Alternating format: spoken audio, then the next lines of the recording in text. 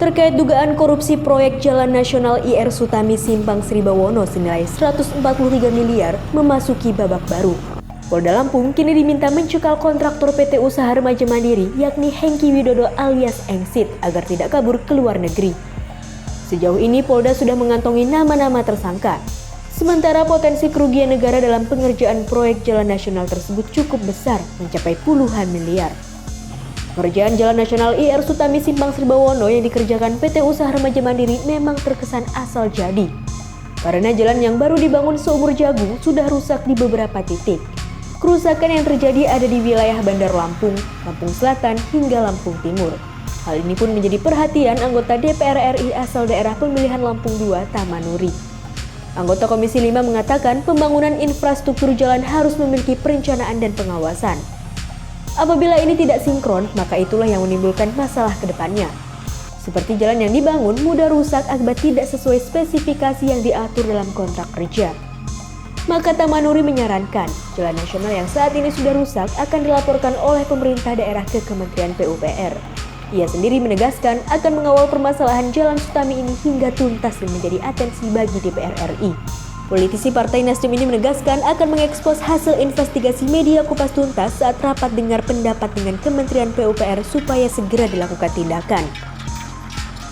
Jalan negara yang sekarang sudah rusak, ya pemerintah daerah perlu segera sampaikan kepada Kementerian PUPR, dan tentunya saya juga tidak akan tinggal diam, saya akan kejar juga itu. Kenapa? Karena ya walaupun bagaimana bagusnya jalan tol, apabila masuk ke jalan negara, masuk ke jalan daerah, dia rusak.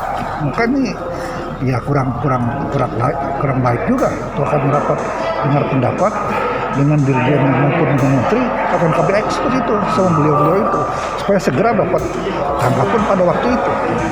Karena itu kalau menurut nanti kan akan kelihatan apakah benar ada kong-belingkong di situ atau tidak, akan kelihatan setelah adanya penyidikan maupun penelitian daripada pihak kepolisian.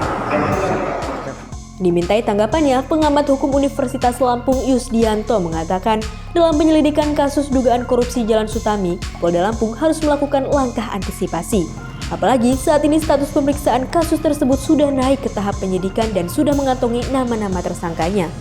Langkah antisipasi Polda Lampung yakni bisa melakukan upaya pencekalan terhadap calon tersangka agar tidak kabur ke luar negeri. Yusdianto menerangkan, upaya cekal perlu dilakukan karena potensi kerugian negara dari pengerjaan proyek jalan nasional itu mencapai separuh dari nilai pagu 143 miliar. Upaya cekal diperlukan terhadap kontraktornya sehingga tidak menghambat proses hukum yang sedang berlangsung. Hal ini bisa dilakukan karena kerugian negara bisa mencapai 70 miliar, meskipun saat ini masih dihitung oleh BPK. Menurutnya, aparat penegak hukum perlu belajar dari kasus Alay Tripanca yang merupakan kakak dari Hengki Widodo, di mana saat itu Alay terjerat perkara korupsi APBD Lamtim dan sempat kabur atau menjadi DPO beberapa tahun lamanya. Maka hal ini jangan sampai terulang pada kasus dugaan korupsi Jalan Sutami.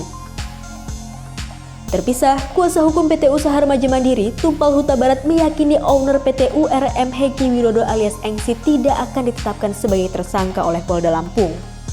Menurutnya jika memang Polda menetapkan tersangka, kemungkinan hanya orang-orang yang erat kaitannya dengan pengerjaan proyek tersebut.